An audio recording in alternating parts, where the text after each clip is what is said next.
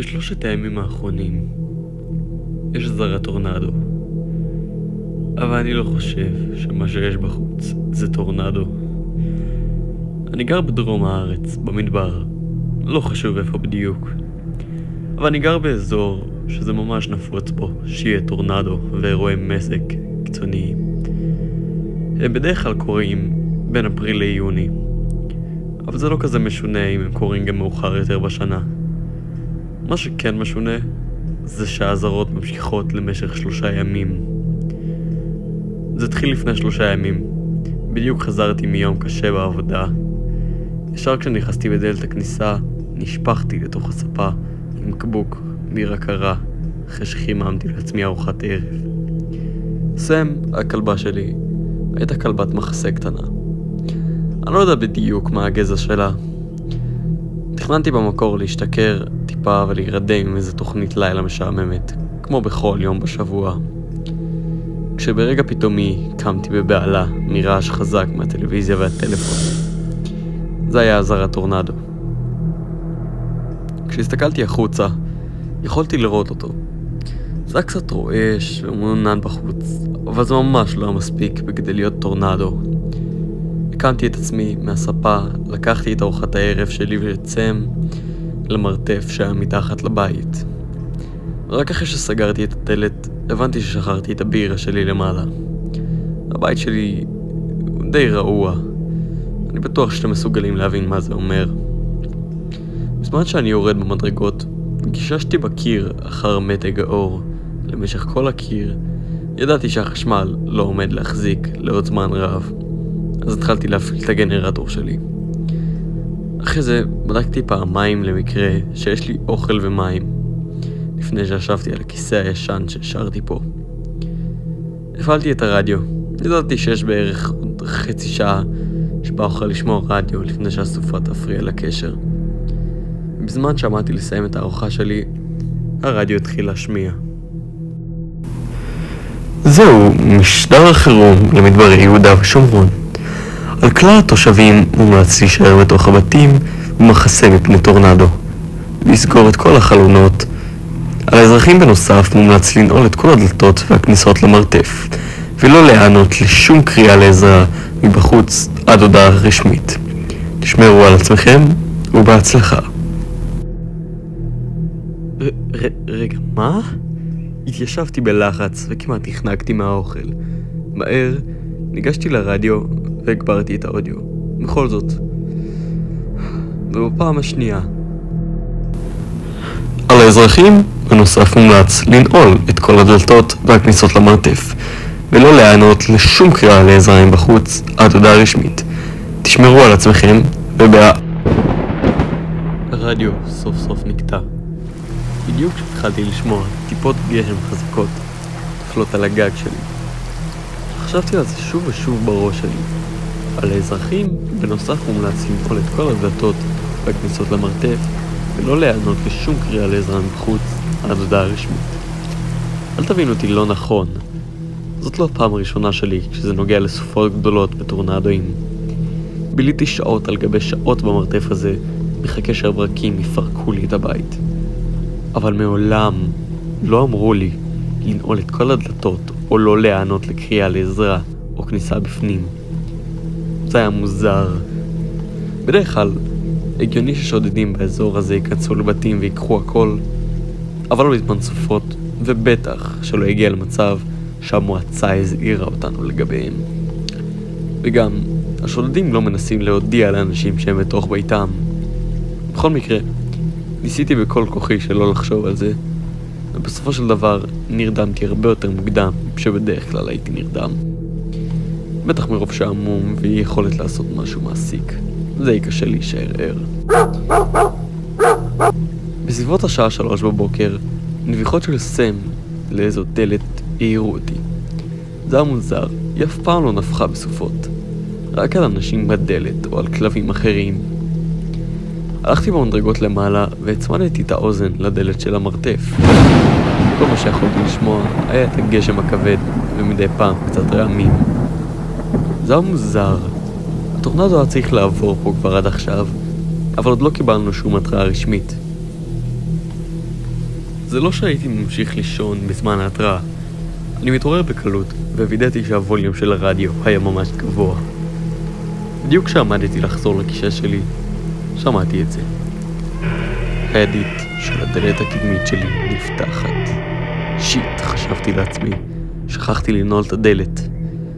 סם התחילה לנבוח אפילו יותר חזק, למרות המאמצים שלי להשתיק אותה. הבית היה שקט לרגע, וניצלתי את הזמן הזה כדי לתקוע קרש עץ בין הידית לקיר כדי לנעול אותה יותר. ואז שמעתי את זה. צעדים. הם היו קלים, אך בהכרח היו שם. עקבתי אחריהם עם אוזניים, תוך כדי שהם המשיכו ברחבי הבית שלי. זה היה קשה לומר בדיוק איפה הם היו, אבל בוודאות יכולתי לשמוע אותם בסלון על השטיח, בדרכם למעלה לחדר השינה שלי. העיניים שלי השתוללו בזמן שהחרדה שלי רק עלתה בכל רגע. הרגשתי כאילו היה סלע על הבטן שלי. הייתי מפוחד בכל גופי. השארתי את הנשק שלי למעלה, ופה למטה הנשק הכי טוב כביכול שהיה לי היה סכין קצבים. קיביתי את האור הסדי שמתוך טמטום השארתי מקודם. הצצתי בין החריצים שהראו את הבפנים של הבית שלי. סם נהייתה שקטה יותר, אבל עדיין נעמה. העיניים שלי הסתכלו סביב בשדה הראייה הקצר שהיה לי. יכולתי לראות את הספה שלי, את המדרגות ואת הדלת הסגורה של השירותים שלי, אז זה לא יותר מדי. ורק אז שמתי לב לזה. צעדי ההליכה הופסקו. האם זה מה שהרדיו הזהיר אותי לגביו? חשבתי לעצמי על כל האפשרויות הקיימות. גנב, מישהו שמחפש מחסה, חיה מסוכנת אולי, אף אחד מהם לא היה הגיוני. ואז הייתה הדפיקה. לא הייתי בטוח אם שמעתי את זה כראוי בהתחלה, אבל זה במהרה הפך מדפיקות חלשות למכות חזקות שהיו נשמעות כמו אלפי גרופים מקים את דלת המרתף שלי. מי שזה לא היה, מה שזה לא היה, דפק על הדלת שלי. ידעתי שלא יכולתי לתת לזה להיכנס. זה בטח היה מה שהזהירו לגביו ברדיו. מתוך אינסטינקט קפצתי אחורה וכמעט נפלתי במדרגות שמובילות למרתף שלי. באופן מפתיע הרגשתי אומץ וצעקתי על מה שלא היה שם. צא מהבית שלי, מיד, אני חמוש, צעקתי. אני לא חושב שזה היה מספיק משכנע. בטח תודות למידות הקלות בקול שלי. הדפיקות על הדלת הפסיקו. האם הפחדתי את זה? חשבתי לעצמי. היה שקט למשך כמה דקות, אבל השקט חסר הנוחות נופץ על ידיו כשזה דיבר. היי אחי, אתה חייב להכניס אותי פנימה. ממש מסוכן פה. אני לא יודע עוד כמה זמן אני אוכל להחזיק מעמד. בלתי אפשרי. זה היה הקול של אחי. לא ראיתי אותו שנים, לא מאז שהוא עבר לאירופה הקרה. לא היה שום מצב שהוא היה במדינה. אלוהים, הוא אפילו לא ידע איפה אני גר. כל חלק בידע שמה שלא דיבר בחוץ לא היה אח שלי. בכל זאת השבתי. מאור? השיב, כן. עבר הרבה זמן, אני יודע. תן לי להיכנס, אני צריך לראות אותך. בסוף המשפט שלו, הקול שלו התעוות. הוא היה עמוק יותר. לא קולו של אח שלי בכלל. ידעתי שלא אוכל לענות לו. זה דיבר שוב. תראה מאור, למען השם תכניס אותי. ממש מסוכן פה. הסופה חזקה. לא נתתי לו את הסיפוק בלענות לו. שנראה שרק הרגיז אותו יותר. תכניס אותי! זה צעק מתוך ייאוש. הצעקה שלו הייתה מחליאה, שמילאה את האוויר וגרמה לי לרצות להקיא. לאחר מכן זה התחיל לדפוק על הדלת שוב. היה שקט למשך כמה שעות אחרי זה. הסופה המשיכה, מה שהיה נראה ללא טורנדו. ולפתע הרדיו התחיל להשמיע סימני חיים. משדר חירום אזורי בוטל. התושבים יכולים לצאת שוב מהמרתפים למבנים רגילים. שמעתי הנחה של הקלה, ובכל זאת הקלה שלי לא שרדה זמן רב. משהו היה לא רגיל. בדרך כלל, בסוף סופה, היו מדווחים איפה היו נזקים במהלך הסופה, ואיפה אפשר לקבל מזון ותרופות ומחסה ללילה. בנוסף, עדיין יכלתי לשמוע את הגשם והרעמים מעליי. אין סיכוי שהרדיו היה עובד במצב הזה. זה בטח בצורה מסוימת פרץ לרדיו שלי. אפילו שלא הגבתי בשום דרך להודעה, הרדיו שלי המשיך לומר בכל כמה דקות שאני יכול לעזוב את המחסה, בכל כמה דקות באיכות מושלמת. זה היה מספיק כדי לגרום לי לרצות לנתק את הרדיו מהחשמל, אם רק לא הייתי מפחד לפספס את משטר האמיתי לסיום הסופה. מאז כל זה היה די שקט. 3 ימים עברו בלי שהסופה עברה. הדבר הזה, מה שזה לא יהיה, זה עדיין בחוץ שם. מדי פעם דופק על הדלת שלי כדי להזכיר לי. אני ככה מלאבד את זה. אם סם לא הייתה איתי, הייתי מתחרפן מזמן. זה הכל עד כה, ויעדכן אם אוכל, ועד אז תאכלו לי בהצלחה.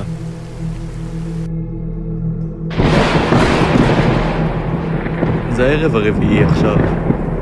הסופה לא מראה שום סימנים של דעיכה, לא ממה שאני יכול לשמוע לפחות. בזמן שקראתי את העדכון האחרון שלי, חלקכם נתתם לי הצעות ממש טובות שהוצאתי לפועל. הצלחתי לישון כמה פעמים במהלך 4 הימים האחרונים. זה קשה, כי הדבר הזה בבית שלי מדי פעם דופק על הדלת ועדיין אומר לי לפתוח אותה. והרדיו המחורבן שלי עדיין חופר עם אותה הודעה. כאשר לא הייתי ישן לעומת זאת, חפרתי בצד האחורי של המרתף. אתם רואים? כשבהתחלה קניתי את הבית הזה, הבעלים אמר לי שיש לזו דלת במרתף שמובילה החוצה. אבל היא הייתה עמוקה מתחת להריסות, אחרי שחלק מהקירות מרתף קרסו. זה אולי מוזר, אבל אני חושב שזה אולי התקווה האחרונה שלי. בפוסט האחרון שלי השתמשתי בהמלצה שכדאי לי לנסות להתקשר לאחד השכנים שלי. יש לי טלפון קווי מאוחסן פה איפשהו, אז ניסיתי לצלצל אליהם. בכמה השיחות הראשונות לא קיבלתי תשובה. הנחתי שהם או התפנו או שהם יחסנו את הטלפון בתוך הבית. עמדתי לוותר כשהדבר הזה מחוץ לדלת שלי התחיל לדבר שוב. אתה לא עומד להצליח בזה. תן לי להיכנס. אני יכול לעזור לך. תן לי להיכנס, אני אעזור לך. יש לי אוכל ומים, אתה יודע? אוכל ומים, תודה לאל, שזה לא היה הבעיה שלי. אפילו היה לי כמה חטיפי כלבים לסם, כדי שהיא לא תהיה רעבה. סם דווקא נראתה כאילו היא ממש נהנתה מהמצב, כשהיא לא הייתה נובחת על הדבר הזה מחוץ לדלת. אגב, מישהו בפוסט האחרון שלי אמר שכדאי לי להשתמש בסם כהסחת דעת ולברוח משם. למרות שהרעיון ממש אפשרי, אני חושב שאני לא אוכל לעשות זאת לסם. היא הייתה איתי בכל מצב, לא משנה מה, אפילו שהמרתף שלי די רעוע. עדיין הייתי תמיד מוכן עם אספקה לאירועים כאלה בדיוק. טוב, אולי לא אירוע כזה בדיוק, אבל בכזה שבו הייתי צריך להישאר כמה ימים למטה. בכל מקרה, ניסיתי בפעם האחרונה להתקשר לשכנים שלי, והפעם למרבה הפתעתי, מה אשכרה ענו. הלו, מר ברקוביץ'? אני מנסה לא להישמע רועד מדי בטלפון. הוא השיב. כן, אתה צריך עזרה מאור? עצרתי. לא יכלתי לספר להם על מה שנמצא מחוץ לדלת שלי. או שהם לא יאמינו לי ויגידו לי להתחפף מפה, או שמר ברקוביץ' עלול לבוא לפה ולסכן את חייו עם מגע ישיר עם הדבר הזה. כן, אני קצת בבעיה. אספקת המזון והמים שלי הוזלת, והגנרטור שלי התקלקל. האם זה יהיה בסדר אם אני אשאר איתכם עד שהסופה תסתיים? הוא השיב. כן, אני חושב שזה יהיה בסדר. עדיין יש לנו הרבה אספקה, אז אתה מוזמן לבוא אלינו. רק תדפוק על הדלת האחורית של הבית, וניתן לך להיכנס. אוקיי, תודה רבה. נתראה בקרוב. נתקתי. התפללתי לאלוהים שדיברתי עם מר ברקוביץ' ולא עם מה של העזאזל היה בחוץ. הרגשתי בטוח ללכת לשם אבל, כי אם זה היה הדבר הזה שענה לטלפון, אני חושב שזה היה הרבה יותר נחוש שאני אבוא. למרות היכולת המדהימה שלו לשנות את קולו, גם בזמן שאני תקוע פה, עשיתי מחקר קטן על הדבר הזה. מישהו שהגיב על הפוסט האחרון שלי אמר שיכול להיות שזה הוונדיגו. אני אכנה, אף פעם לא שמעתי על הדבר הזה חוץ מבכמה סיפורי אימה. זה אומר בוויקיפדיה שזה יצור אוכל אדם שיש לו כמה תכונות אנושיות, אבל שזה נמצא גם יותר באירופה הקרה, ביערות, אגמים וערים. אז אני לא חושב שאחד כזה יגיע למדבר יהודה. אפילו שאני לא יודע ממש מה זה, אני יודע שאני לא רוצה להיפגש עם הדבר הזה. לפני שהתחלתי בבריחה מהירה לחצר של השכן שלי, הייתי צריך לחשוב על תוכנית על איך להסיח את הדעת של הדבר הזה. למזלי, עדיין ידעתי שזה נמצא ממש מעליי, בזכות הדפיקות הממשיכות שלו על דלת המרתף. כשהסתכלתי בחריץ בין שתי הדלתות, לא יכולתי לראות שום דבר. למרות שבשיא הכנות, אני די שמח שכך. אני חושב שהייתי מקבל התקף לב אם הייתי רואה עין אחרת מסתכלת ישר לתוך הנשמה שלי. ידעתי איפה זה היה, וזה היה העיקר. במהלך שער היום הרביעי, השתמשתי בעת חפירה קטן כדי לחפור את מה שנשאר לי מהדלת האחורית של המרתף. אפילו שמזג האוויר בחוץ היה משתולל, החפירה עשתה אותי מזיע ורעב. העבודה הייתה קשה, במיוחד בגלל הציוד הדל שלי. רוב מה שחפרתי היה חול, אבל חלק נוסף היו חתיכות ארס מהקירות שקרסו פה כנראה. למרות הבוץ שנגרע מהתקרה הדולפת והעט שכמעט עמד להישבר, הצלחתי להגיע לדלת האחורית בערך בסביבות 6 בערב. עכשיו, רק הייתי צריך לחשוב בדרך להסתיח את הדעת של הדבר הזה, לקחת אותי ואת סם למרתף של השכן בלי להימצא על ידיו. במהלך חצי שעה הבא אספתי דברים וחומרים לתוכנית שלי, ואז נתתי לסם ארוחת ערב קלה ולעצמי איזה מנה חמה חצי מוכנה. מיהרתי לצאת מפה. אז התוכנית שלי, הכי בשקט שיכולתי, החלפתי את הקרש שחסם את הדלת הקדמית של המרתף באיזה עץ ישן שמצאתי בחפירות. קשרתי את זה עם חוט שהחזקתי ביד, ואז לקחתי את התיק שלי עם קצת אוכל, מים וסוללות. בנוסף להכל, שמתי בפנים עצה. למזלי, היא הייתה די קטנה. ואז עם החבל ביד אחת וסכין ביד האחרת, התקרבתי לאט לאט לדלת האחורית ליציאה החוצה, והתכוננתי לרוץ על חיי. צעקתי, אוקיי, תיכנס פנימה! פתחתי את הדלת האחורית בלי להסתכל אחורה. רצתי הכי מהר שאי פעם רצתי. דפקתי ספרינט לאורך הדשא היבש שבחצר שלי, כולי בחבורות לפני שדפקתי כמו משוגע על הדלת האחורים שלהם, וצעקתי עליהם לתת לי להיכנס. גברת ברקוביץ' פתחה את הדלת במהירות והחליקה אותי פנימה. תיכנס, תיכנס, כולך כבר ספוג מלעמוד שם. קפצתי במהירות למטה למרתף. הייתי בשוק כשגיליתי שאין שם אור. זה כמעט היה חושך אימים בפנים. אוי, מאור, סוף סוף הגעת, מר ברקוביץ' אמר. תמיד שמח לקבל אורחים. סליחה שקצת חשוך פה, הגנרטור מת בערך לפני איזה שעה. זה בסדר, באמת. זה יותר טוב משיגמר האוכל, השבתי. אני רק שמח להיות רחוק מהדבר הזה סוף סוף.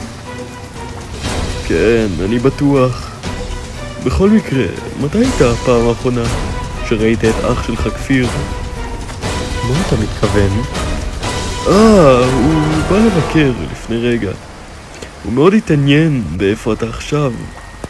התחלתי להזיע. האדרנלין שלי התחיל לפעום בכל גופי. מר ברקוביץ', האם אח שלי נמצא פה כרגע?